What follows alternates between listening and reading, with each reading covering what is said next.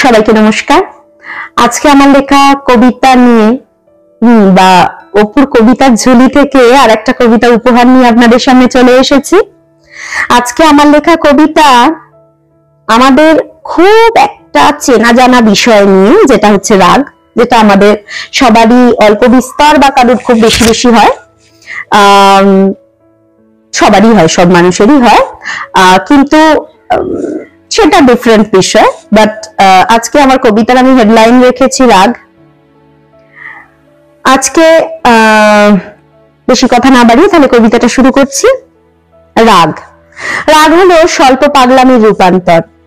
রাগান্বিত মানুষ আর মানসিক ভারসাম্যহীন মানুষ দুজনের মধ্যে নেই কোনো অন্তর। ষড়রিপু, কাম, লোভ, মাৎসর্য, মদ, মোহ, ক্রোধ, এদের মধ্যে রাগ বা ক্রোধ হলো এমন এক জিনিস যা সব মানুষেরই হয় স্বল্প বিস্তর।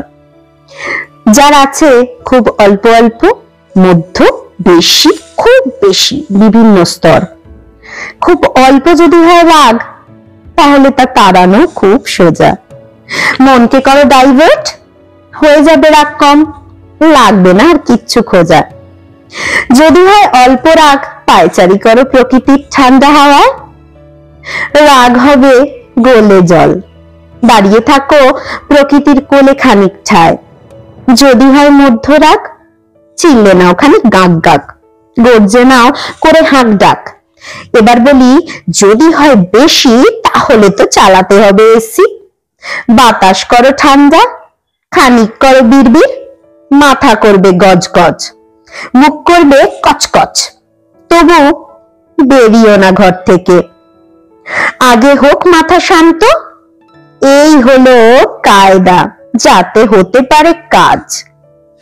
ক্লান্ত হবে রাগান্বিত পেশি। এবার শোনো, যদি হয় রাগ খুব বেশি, তাহলে ভাই হবে না এসবে। তখন কেউ ছোড়ে জিনিস, কেউ করে মারপিট, কেউ আবার ভাঙে সব, তা সে জিনিস হোক, হার হোক বা মানুষের মাথা। আগে হলো রাগ, হতো তলোয়ার, অস্ত্র শস্ত্র নিয়ে যুদ্ধ, কখনো আবার যুদ্ধ হতো তন্ত্রে মন্ত্রে। এখনো হয় যুদ্ধ, হয় অস্ত্রে শস্ত্রে, হয় আইন কানুনে, হয় বাক্যবাণে। যবে থেকে পৃথিবীতে মানুষ সৃষ্টি হয়েছে, চলে আসছে এই গাথা। তবে রাগ যদি হয় কন্ট্রোল, আমাদের ডিসিশন গুলো হবে নেওয়া সহজ। তাই বলে গেছেন সমস্ত মহৎ মানুষ, রাগ সম্বরণ করতে শেখো, তাকে ইন্দ্রিয়ের সীমা দিও না করতে অতিক্রম। কারোর ওপর হিংসা করে করো না খমখম। আবার কেউ যদি করেও ক্ষতি সর্বভাবে সর্বক্ষেত্রে, বা করে মিথ্যাচার, করো পারলে সবাইকে ক্ষমা। বা যারা ক্ষমা করতে পারে তাদের নাও উপমা, তবেই নিজের বশে থাকবে নিজের হুঁশ। ধন্যবাদ। আজকে আমার লেখা কবিতা যদি আপনাদের ভালো লেগে থাকে, তাহলে আবারও একবার রোজের মতো মনে করিয়ে দেবো, আমার চ্যানেলটি সাবস্ক্রাইব করতে ভুলবেন না, পাশে থাকা নোটিফিকেশন বেল আইকনটি হিট করতে ভুলবেন না, যাতে সবার আগে আপনাদের কাছে নোটিফিকেশন পৌঁছে যায়। এবং আমার চ্যানেলে নতুন হলে অবশ্যই কবিতাটি ভালো লাগলে, শুনতে শ্রুতি মধুর লাগলে আমার চ্যানেলে একটি লাইক এবং কমেন্টস করবেন, যাতে আমি বুঝতে পারি যে আপনাদের কিরম লাগছে কবিতাগুলো শুনতে। আবারও বলবো, আপনারা যদি একটা মানুষও আমার কবিতা মন দিয়ে শোনেন, সেটা আমার কাছে অনেক বড় অ্যাচিভমেন্ট, অনেক বড় পাওয়া।